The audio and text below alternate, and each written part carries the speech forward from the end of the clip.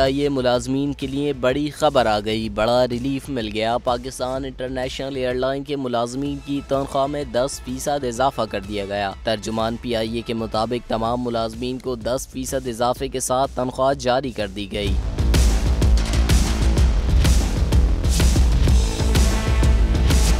PIA तर्जुमान के मुताबिक मुलाजमीन की तनख्वाहों में जनवरी 2023 से इजाफा किया गया। पाकिस्तान इंटरनेशनल एयरलाइन के सीनियर ऑफिसर्स एसोसिएशन का इससे मुताल्लिक कहना है कि तनख्वाह में इजाफे से मुलाजमीन को परेशानी से निजात मिली है। ज़राए का कहना है कि तनख्वाहों में इजाफे के बाद रिटायर्ड मुलाजमीन की पेंशन में भी इजाफे का इम्कान है। याद रहे कि PIA सालों से खसारे का शिकार है, जिसका कुल तखमीना 400 अरब रुपए है। ज़राए का कहना है कि IMF ने कौमी एयरलाइन की आमदनी में इजाफे की हिदायत की है। PIA की मालियाती रिपोर्ट के मुताबिक कौमी एयरलाइन को 2022 के पहले 9 माह में 67 अरब रुपए का नुकसान हुआ।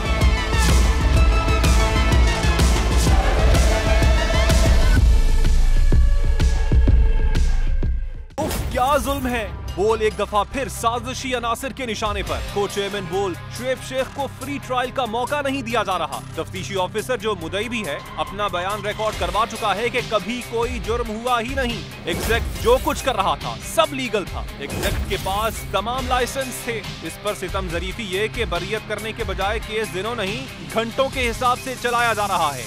फ्री ट्रायल की धज्जियां उड़ा दी गयी। आईन में मौजूद इनफरादी हुकूक को पामाल किया जा रहा है। मुतल्लिका जज के खिलाफ दरखास्त दायर कर दी गई है। बोल के खिलाफ इंतकामी कार्रवाइयां जोरों पर हैं। बोल का अदलिया की इज्जत के लिए खड़े रहने का अज़्म। बोल का अदलिया को सलाम। सब्सक्राइब करें और बेल दबाएं ताकि कोई खबर रह न जाए।